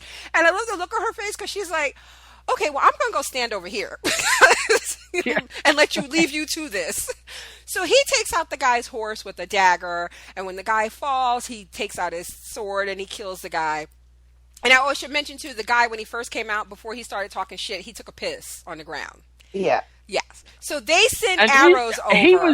He was hung pretty well. I just gotta say. Okay, you know what? I have to watch that again because somebody did a recap of the episode. I can't remember what website. I think it was somebody on Gawker. And it might have been talking about what he did was he took all the different scenes and he talked about all the importance, like for people who hadn't read the books, like little things you may have missed and not realize why these things were important. And then he did a tally at the end, like how many tits we saw, how many dicks we saw, and he put 1.5. And I was like, I didn't see any dicks last night. How did I miss the dicks? There was dicks last night? Whose dicks did we see? And then somebody said, oh, we saw the head of the dick of the champion. I'm like, we did? So now I got to go watch it because I didn't see no dicks. We totally did. Oh. Maybe you thought it was some guy standing there with him. Because that's how big it was. He had a little. You thought that was his horse. He had a little imp between his legs. Oh my God. Why is Tyrion there? I was like, what happened? So last week we set the record for saying pussies. I think this week it may be dicks. Because I did not see any dicks. And now I got to go back and watch that episode. But you're going to see lots of dicks. I guess so. So then Dario, they shoot over some arrows. Dario takes a piss. And then she addresses the people of Meereen. However, she's not talking to the slave masters. She's talking to the slaves. And she tells them that I went to Astapor. They had slaves. Now those slaves are with me and they're free. I went to Yunkai, same thing. So I'm talking to you. They probably told you lies about me, but I'm not here to give you commands. I'm here to give you a choice. And then she orders her army to catapult these barrows over the wall. And when they hit the buildings and explode, all of these collars fall out. And then Wentworth Miller from Prison Break, he picks one up. That totally looked like him. Don't tell me it didn't. And he looks over at one of the slave masters, and that's how the episode ends. I love when she finally speaks to the crowd, and she's like, I'm Daenerys Stormborn. All she really had to say after that was like, and look how many motherfuckers I brought with me. Right. Seriously, she didn't even have to say half of what she said, because I felt like and I've read the books, and for some reason, I don't know if I don't remember this part or something, but when she was like, I'm not talking to when she started talking to the slaves, I was like, this is so smart. This is so smart. And you could see, did you guys notice at one point when she was talking, some of the slave masters were leaving? They were like, we might time to go. But that's how you whip up a revolution. And say what you will about Daenerys, but she knows how to talk people into doing shit. Oh yeah. I mean it's like Bane in The Dark Knight Rises. It's the same thing. It's like you talk to the people, and that's how you get shit done. Yeah. Yeah. And I feel like she's, like we said last week, she still seems very naive. And I mean, you can only go around giving people a choice to either fight you or join you before some people start fighting you. Right. And then you end up having to fight people. Right. Yeah. I feel like they are writing this in a way that it's dramatic. She does look really strong. I don't know. I don't want to be spoilery, but I guess I'll just ask you guys, like, how do you think this is going to go? Like, clearly, like, I don't know if you could tell, this place was, like, much bigger than the past two places. Oh, it's huge. Did Yeah. you see the fucking pyramid in the back where, Yeah. like, yeah. So, how do you think this is going to go? Do you think this is going to be easy for her? Like, I was surprised. Well, I know that the budget and stuff, because I really wanted a dragon to come out and just, like, roast that champion, but that would have been too easy. The champion brought his dragon. Yeah. Oh my God. John is obsessed with the size of this man's dick. I have got to go watch that scene again. I can't believe I missed 2 dicks in one episode. I wouldn't say obsessed. Impressed? Is that a better word? You were impressed? Okay. It was like like in How did I miss the Wolf of Wall Street when the fake dick in that. It's like it's weird. I haven't seen that. Oh my God. I cannot believe I missed 2 dicks in one episode. So yeah, seriously, how do you guys think this is going to go? Like her taking of Meereen? It's not going to be easy. I don't think. That's right. Like you said, it's big. It's a big place. I think there will be people who fight her on this. It's not like everyone's going to be on her side. Yeah. Yeah, it can't be that easy. I mean, she's sort of collected her army thus far. I think fairly easily. She's just sort of like shown up, said her shit, given her stump speech, and they're like, "Oh, cool, we'll go with you." Like you got dragons and shit. That's awesome. Yeah, there was one part where she was like, "Your enemy steals your children and murders your like when she said that, there was like one slave woman, she kind of like smiled like, oh shit, I like who is this chick? Okay. Like I think It was really clear that they either hadn't been talking about who she was, because they were expecting her, right? Because they set up the bodies at every mile marker and all that. They were expecting her, but I think it was really clear that they hadn't been either telling the truth about why she was going to come take their city, or they probably weren't letting the slaves know like what her objective was. You know what I mean? I thought about the scene in the Life of Brian where Jesus is talking and he's like, "Speak up!" The guy in the back of the crowd is like, "Speak up!" I feel like that's what's happening here. Is like she's talking, and there are guys that are like a mile away, and they're like, "Who's that up the wall? Who?" I don't know who this is. I know. I did think that when she first started talking, I was like, can they even really hear her? Like, there's no bullhorn or nothing in these songs. But yeah, apparently, but that's what I love, because even if they weren't sure exactly everything she was saying, they knew what the fuck them collars meant. Like, when no collars came crashing down, they were like, oh, okay. But yeah, I loved it. I like the guy. I think he's the guy looked like Common. You know who I'm talking about. They kept showing a close-up of him like 3 or 4 times. One of the slave guys. Yeah. Okay. We guys don't call him Common, but I think he is Hizdar Lorak or something like that is his name. But anyway, yeah, so I'm really looking forward to it. That's how the episode ended. I thought it was a really strong ending to an episode that, like I said, when I first watched it, I thought, this is moving kind of slow, but upon a rewatch, I think like almost everything was really important. And like Megan said earlier, signs of things to come. Okay, so I'm going to take a quick break. We'll be right back with some feedback and the spoiler section. Hey guys, did you know that you can support our website and our podcast just by shopping at Amazon? Go to projectfandom.com/Amazon and we will receive a small portion of your total order. It doesn't cost you anything extra. We get that little bit from Amazon's profits. Pretty cool, huh? Super easy, and it's a great way to support us, help us keep the podcast going, and help us do all the fun, crazy contests that we come up with. So if you like the podcast, you like the website, consider using our affiliate link for your shopping needs. Again, that's projectfandom.com/Amazon. Now back to the show. Okay, so we're back. As you guys know, we live tweet Game of Thrones every Sunday night. If you want to join the conversation, follow us on Twitter at Project Fandom or at ProFanMan, but use the hashtag PFGOT either way, and we'll see it every week. We award Tweet of the Week. At the end of the season, we will take the names of everyone that's won Tweet of the Week, and we'll pull a name, and that person will win a Game of Thrones t-shirt from our Zazzle store. So this week's Tweet of the Week goes to, of course, now I can't find it. Okay, wait. Okay, it goes to Devin, who said, at the end of the episode. Kunta said he got to be free. I like race slavery jokes, so you. I thought his name was Toby. That's what I thought. So Devin gets it with that because that totally cracked me up. Kelly really almost got it again, but like you can't get it 2 weeks in a row. But she almost got it again with that whole plus I'm not even the real Dario. That was so fucking funny. Okay, the feedback that we got on this episode, Devin writes, I felt this episode did an amazing job in setting things up, but also still being very entertaining. The Pod and Tyrion scene made my allergies flare up for a second. Yeah, right. Okay. Somebody was cutting onions. He goes, and I'm interested to hear you guys' thoughts on Jaime and his rape of Cersei. I have always thought he got way too much love from the fans, but now, since he is not only an attempted murderer, he's also a rapist. Does this change your outlook on him? Yeah, I think we said like the way that he was like a better guy at the beginning of this season, and I felt like the way this show is and the way this mythos is that it's going to happen where something's going to happen where you're not going to like him anymore, and it happened.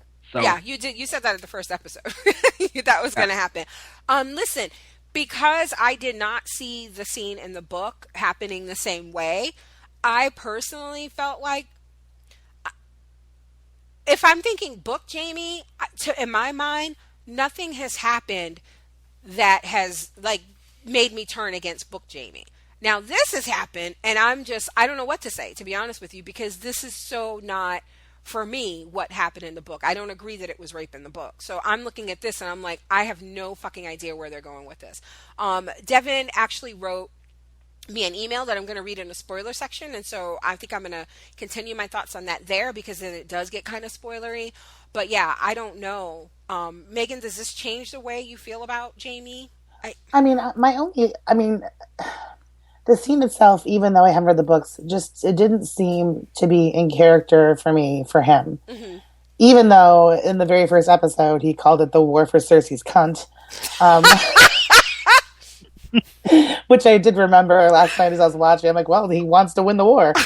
I'm like, well, how is she going to win the war unless she rape her? I don't know. Oh, Jesus. But he wins. Raise your flag, Jaime. But but and then he did push a kid out of a window too. I mean, he's not. Right. I think that it's easy to forget, and I think that like I had forgiven him, like honestly, for the bad things that he had done in the past, and I think that now this reminded me of the kind of person he actually is. So, for me, that's what it did. Like, I'm almost hesitant to, like, even talk about it anymore because I don't want to sound like, when my dad was a cop, I think he might even been detective at this point. He tells me this story, which actually I'm going to see if I can get him to tell it on Facebook so I can, like, copy and paste it on the site for this. But he tells the story of, like, going through this training, and it was about, like, sexual assault, and there was, like, this, person who came to speak to the detectives, and it was, like, in a classroom setting.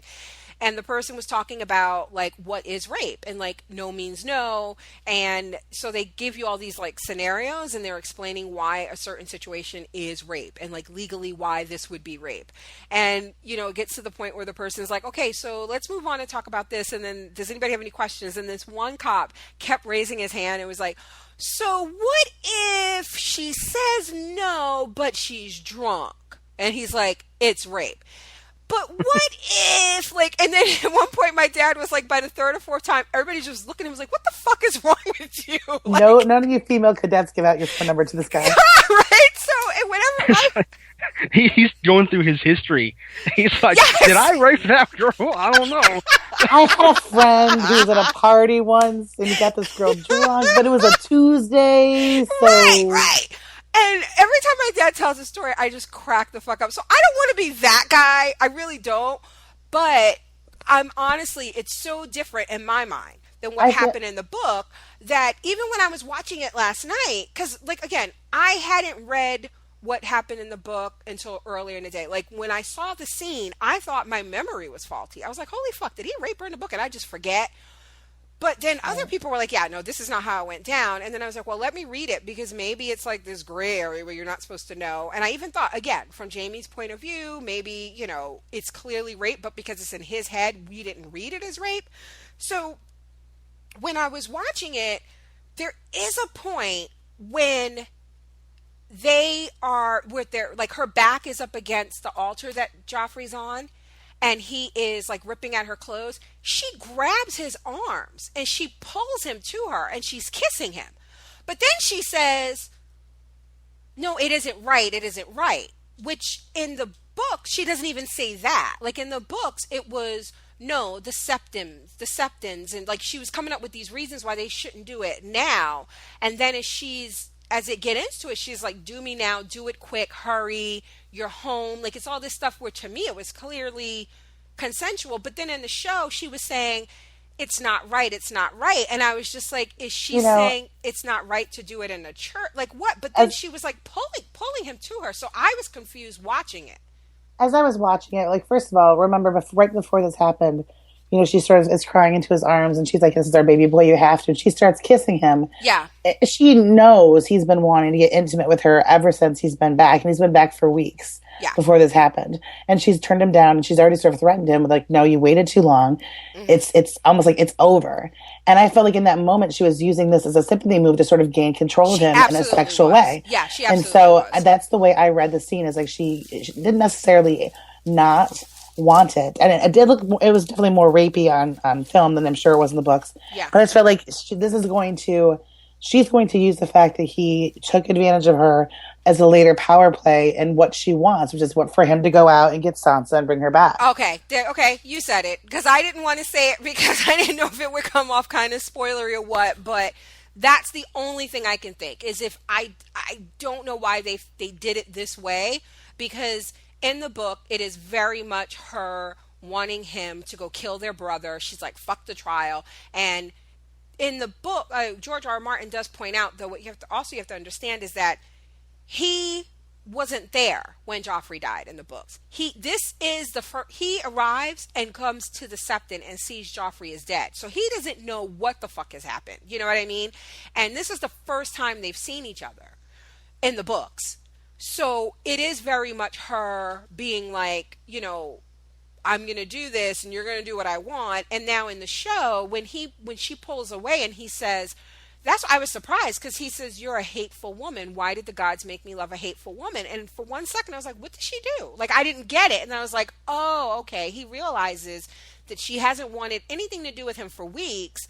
Now she wants to convince him to go kill their brother. She's going to lay on the sex stuff. Do you know what I mean? Like, lay on the charm and all that. So, but once it went into rape territory, I was just like, I don't know. And the only thing I could think is, if they made him do that so that she could later be like, now you have to do something I want you to do that you don't want to do because you raped me.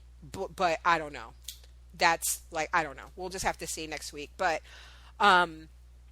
it has changed the way, to answer Devin's question, for me, it has changed the way I see the character, because I just don't understand why he would rape her. I just don't. It's just, to me, it's totally out of character from, even though this is the same man that pushed a little boy out the window, I just didn't think he would rape his sister. Like, I'm baffled why they did that.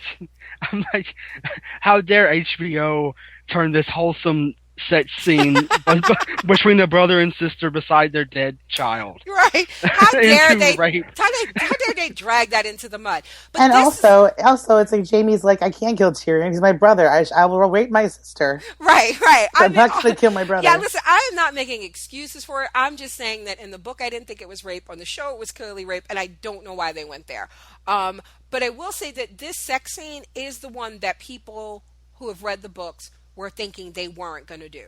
They were like, they're not going to have them have sex next to their dead son. I was like, really? What fucking show are you watching? Of course they're going to have them do it. I just didn't see them turn it into rape. But this is a scene a lot of people who read the books didn't think HBO would have the balls to do. And I don't know if HBO was just like dropping the mic, like, fuck you, we'll see your incestuous funeral sex and raise it to rape. I don't know. But, so then he goes, and lastly, all I can say is Dany is the shit, and she knows it by the way she rode up to Meereen. Yeah, she was on that horse, like, when she rode up, she looked like a badass. Like, before she even got down off the horse. That's why I looked at Dany at one point, I was just like, when I took one look at the army, I might have just opened the gates. I might, you know what, come on in, girl, come on. You just make yourself at home, do what you gotta do. And then speaking of Donnie, he said winter may be coming next week again, but then again, maybe not. Yeah, I don't know. When do you guys think winter is coming? At the end of the season. You never know. Yeah, I know.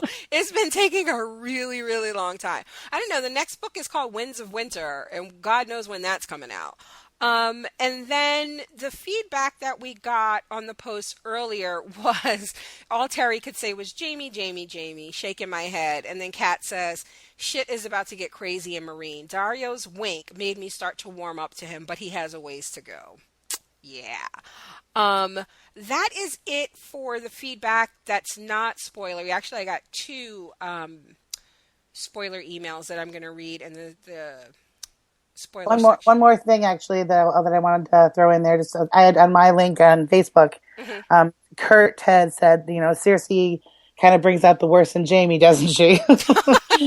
Which I thought was pretty funny, Kurt. And also Chad said that I'm kind of worried for Podrick now. Traditionally, being praised for one's loyalty hasn't worked out well for anybody else in Westeros. Yeah, yeah.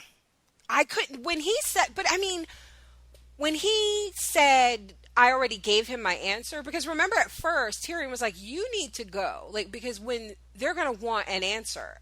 And then he was like, oh, I already gave it to him. I was like surprised he was still walking around, to be honest with you. I was like, I can't believe he said no. But I guess whoever that person was had to go report back, maybe. I don't know. But yeah, I'm kind of scared for Podrick. There is actually more feedback. Heather said, in my recap, I called the Hound Sir Snot Rocket. Oh, I can't believe he did that. That was so disgusting. But then she says, my most prominent lingering thought is, how did Littlefinger know that Sansa needed rescuing? I would say because the Lannisters are fucking awful. Because she's there. Because she's there. Like the exact, like what Brienne was saying. Like, how could you think she's safe here? Remember, like Jamie was like, what's safer for her than here? And it's like, are you paying attention? Have you met your family? Like, she goes, I mean, he's met his family. He's part of his family, as we see. Right, exactly. She goes, I mean, we know he has eyes and ears everywhere, but Sodontis was there at the wedding, and it isn't like the boat Littlefinger is on is super close by, so he could have someone run and quickly tell him. That tells me that he had previous detailed knowledge that shit was going to go down and had things in line to get Sansa out of there when it happened. I think his name should be Little Puppet Master instead, because of that fucker is pulling some strings all over Westeros, even from a boat in the middle of the sea. Yeah, he was so far out. Like that I was like, where the fuck are they going? Like, I don't know if that's how it played in the book. I can't remember, but yeah, I think it's clear that he had more to do with it than just getting her out of there. Did you guys see the picture of there's a picture of Jamie kissing Cersei, like pushing her up against the altar, and it says the question was, where's the weirdest place you've made whoopee? Let's see how Jamie Lannister responded. That's pretty funny. That is fucking hilarious, and then it's just that picture. There was another picture where Jamie asked Tommen, "Are you all right?" And then Tommen says yes, and then Jamie says, "Good, because I'm all left." That's awful. So what do you guys think of Tommen, by the way? I don't really think anything of him. Really? Do you think? Speaking of puppet masters, I think that Tywin Tommen is a good puppet for Tywin. So does this make you feel like Tywin could have had something to do with Joffrey's death? I don't think he had. Well, and I wasn't thinking not that necessarily, but I just think that Tywin recognizes, like we said before, that he would have had to have dealt with Joffrey. Around every turn, just like, Joffrey busting in and saying, like, all the meetings are in the, Tower of Hand. Right. Like, he would have to really have dealt with Joffrey's bullshit for a very long time. Tommen, he is much younger, and he can be like, look, listen to your advisors, and I'll tell you how Boom Boom works, and then we'll all be happy. Yeah, I think even Tyrion says when he's talking to Podrick, like, he goes, sweet Tommen, it will be much easier to manage than Joffrey was. Yeah, absolutely. But we don't think that he's crazy, right? Like, you think that he's sweet and naive and young, but we don't think that he's like Joffrey. I think there's been no signs that he has, any of those tendencies, no. Just like Maricela. Yeah. And now we see why they aged the character, right? Yeah, but like you mentioning that Tywin, like asking if he had something to do with it. It'd be cool is if he did have something to do with it, and he's setting up to find Tyrion not guilty. So that like the way that he's setting it up, like that would be double cool. jeopardy. Yeah, like some way, like the way he's setting up, it's made to make us think that he's setting it up for Tyrion to be found guilty, but then it turns out he's going to make him be found not guilty. That would be interesting. Okay, I like that. But yeah, because in the books, Tommen is so young. Like, I honestly think he's like signing like royal documents like with crayons and stuff. It's like pretty sad. Like, it's he's truly a boy king in the books. But this guy, they definitely aged him up. Okay, so that's it. A good episode. I'm going to close us out before jumping into the spoiler section by reminding everyone that, again, we live tweet this. We live tweet this show every Sunday. Use the hashtag PFGOT so we can read it on the air. We would really appreciate some iTunes reviews for the podcast. We put out 3 shows a week currently covering Game of Thrones, The Following, and Resurrection. So if you're enjoying our podcast, please consider taking 2 minutes to go to iTunes and leave us a review. It's the best way that we can find new listeners. We're also on Stitcher. We could use some reviews there as well. Make sure you mention which shows you're listening to so we know which podcast to read that review on the air for. We are also on Facebook, facebook.com/Project Fandom. That's a great way to keep up with our content and any contests we have going on. And of course, the website is projectfandom.com. That's it. If you have feedback, just general feedback, you can send it to projectfandom@gmail.com. Again, if it's spoiler related to Game of Thrones, send it to Nina@projectfandom.com. So after the music, we will be back to discuss spoilers. Everybody else, we will see you next week.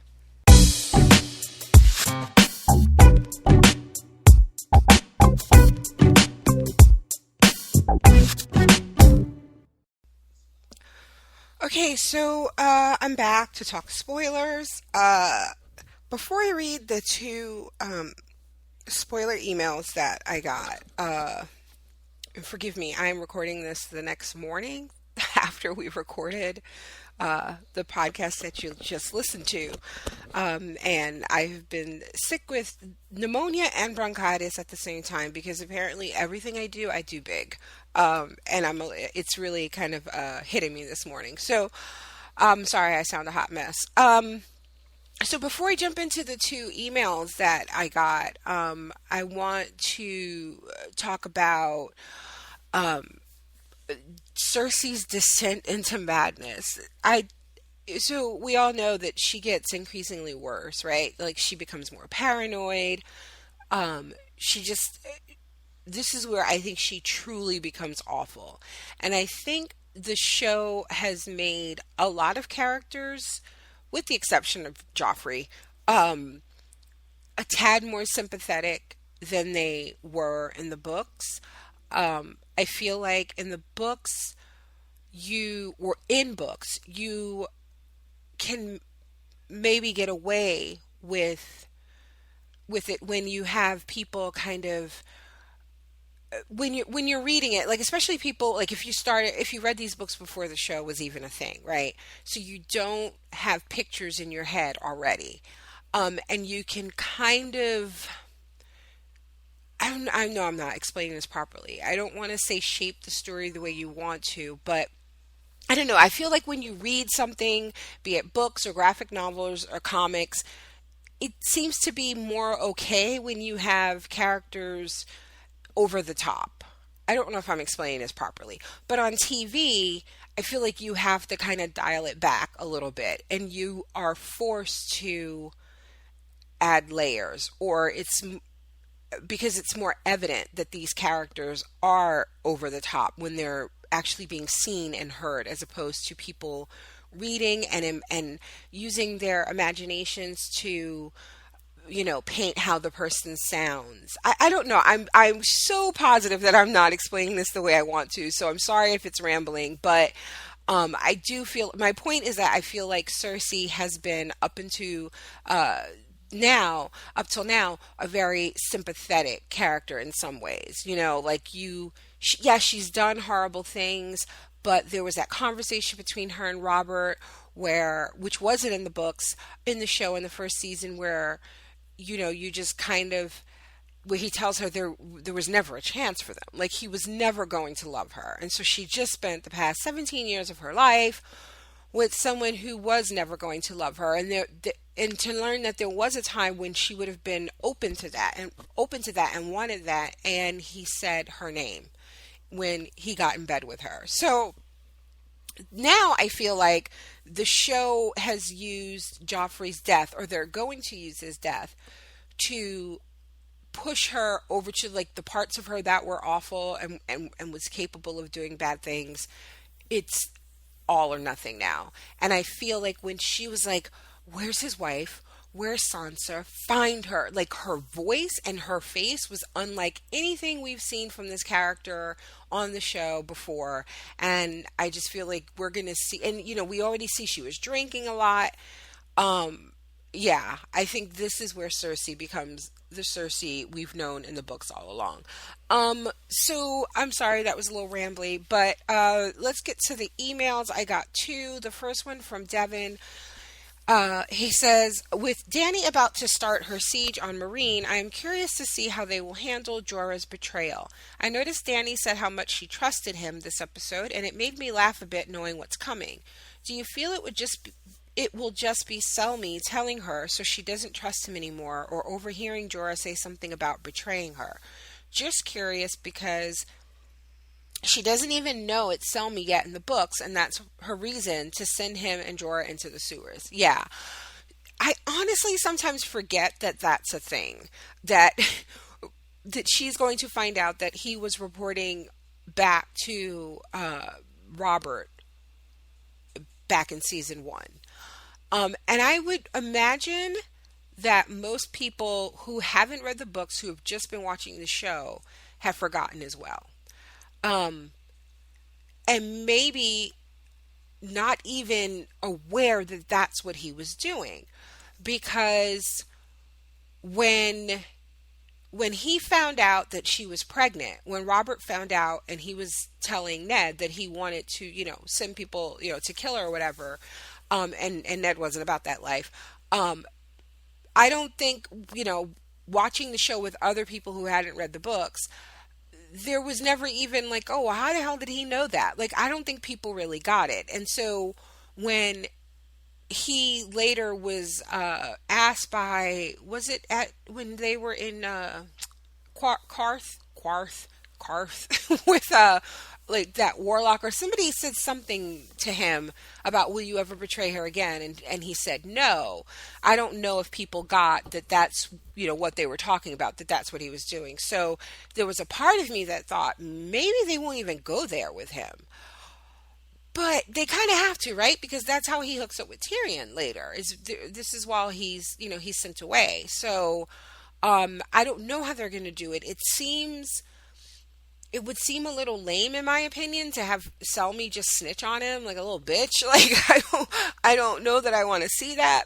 I don't know that it would make sense that he would, because he clearly already knows and he's not saying anything. So I don't know. Maybe something will happen where Selmy suspects that Jorah isn't true, and so when there's suspicion cast, because I don't know, maybe that will cause him to say something.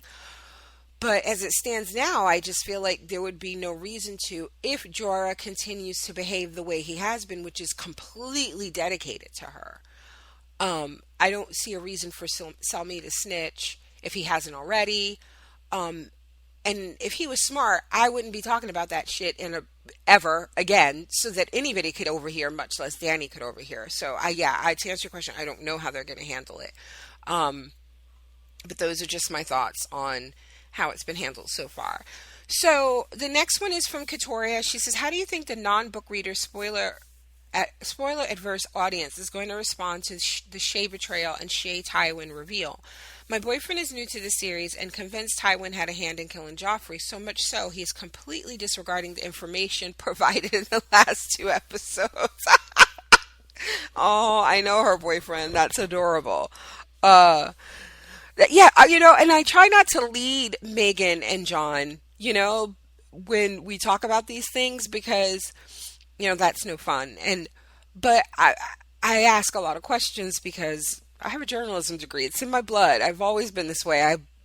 I like asking questions, and I really want to know like what they think of certain things, and it's just curious to me that they don't really seem, neither one of them have truly hit on exactly what happened. But I love the idea of it possibly being Cersei and possibly being Tywin or whatever. So I love the speculation. But this is adorable that he's getting all this other information and he's still like, nope, Tywin. She continues, Tywin's speech in the Sept of Baelor pretty much sealed the deal for him. Yeah, which I don't think that happened in the book, so I could see. I mean, that's a good thing. That is a good thing. For them to do this and kind of lead you in different directions. She finally says, I feel like these multiple layers of trickery are going to trip people up as to who is responsible for Joff's death throughout most of the season, as it should, but savvy TV watchers will catch on sooner than later. I agree. So to answer her question about Shay and Shay Tywin. So again, Shay is another perfect example of a character I felt was made super sympathetic on the show, and again, this all may be byproducts of being forced to flesh out characters more than they were in the books, because TV is a lot less forgiving for that type of thing. So what I felt was in the books, Shay, I don't know that I ever really disliked her or didn't trust her. She was just kind of there for me. And because she was a whore, and because you did kind of feel like, Tyrion, while supposedly, in the books, I think they said that he was pretty grotesque. That he's not supposed to be as good looking as he is in the show. Because I happen to think Peter Dinklage is a very handsome man. But there is this kind of, okay, she's a beautiful girl. She is a whore. She's paid to make you feel like she loves you and that you're the best, I just kind of felt like I didn't distrust her, but I wasn't surprised when I read her betrayal. I really wasn't. Whereas in the show, she's been around since the end of season 1. She has been there for almost the beginning, and I felt like they were making her likable. Her relationship with Sansa, like being willing to protect her, like from threatening that other handmaiden to telling Sansa when they were when they were at Blackwater, that nobody's raping me, and that she was basically going to protect Sansa with her life, and saying that she loves Sansa. So I feel like they set up all these things, and I knew what they were doing. I'm like, they're doing this because, one, it's more interesting to make her a real person. And to make people feel one way or another about her, so that when the big reveal comes, you're just not like, okay, which is how I was in the books. But I kept thinking, but at the same time, they've not done anything that would make you believe that she would betray him. They've not done that. So what the fuck are they waiting for? Because otherwise, I think it's going to be people being like, this isn't believable. This is not her character, which is, just as bad, right? So last season, when Varys offered her the jewels, the diamonds, to leave, and she said basically, if he wants me to go, he can tell me himself, and he was like, Lord Tywin does not know that I'm here. I was like, this is it. It's going to be basically misunderstanding. I felt like that was planting the seed for her, and so far what we've seen in this season, for her to just be completely unreasonable, really feeling like Tyrion's not being man enough to tell her that he wants her gone. And that's why I was so upset, not last week, the week before in the first episode, when she was like, you think you can buy me off with diamonds? And Tyrion's like, what are you talking about? And then she continues on, and he doesn't say, oh, hey, wait, by the way, what diamonds? No, let's go back to the diamonds. Like, what was that about? But I know why they let that go, because that's part of what's kind of nagging at her brain, excuse me, through this whole time, so that when this shit happens, it's that's why I think it's going to make it more tragic, that this whole thing happened between them because she did love him. There was a misunderstanding because Varys was trying to do what he thought was best. And then she wouldn't listen. And yeah, there was a little jealousy with Sansa, and Natasha from Unspoiled said it in a way that I agree with her, and I felt it, but I don't think I clearly conveyed, which is not necessarily that she is jealous of Sansa on a real level. Like, she feels like, Sansa is a threat to, like Tyrion falling in love with Sansa and all that. Although I will say, if this hadn't happened with Joffrey and Shay did get on that boat, I do believe, my point last week was that I do believe that Tyrion would have, the things he was saying about being true to Sansa and trying to make this work because she's had a tough time. I think he would have done that. I really do. I think he would have. I don't know that he would have ever really loved Sansa the way he loved Shay, or that she would ever love him.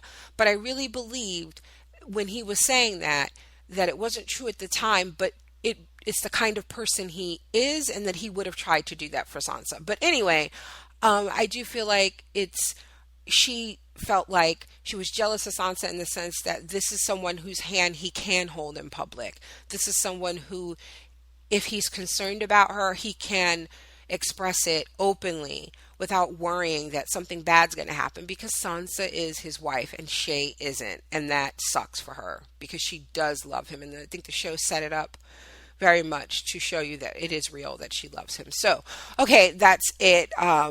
So I think people are going to answer your question, really, I think people are going to lose their shit. I'm a little concerned now because I didn't see Jaime raping Cersei. So now I'm like, I don't know. Will they have, there are a lot of people who are wondering, would they have Tyrion kill Shay? Because, he's probably one of the most, if not the most loved character on the show.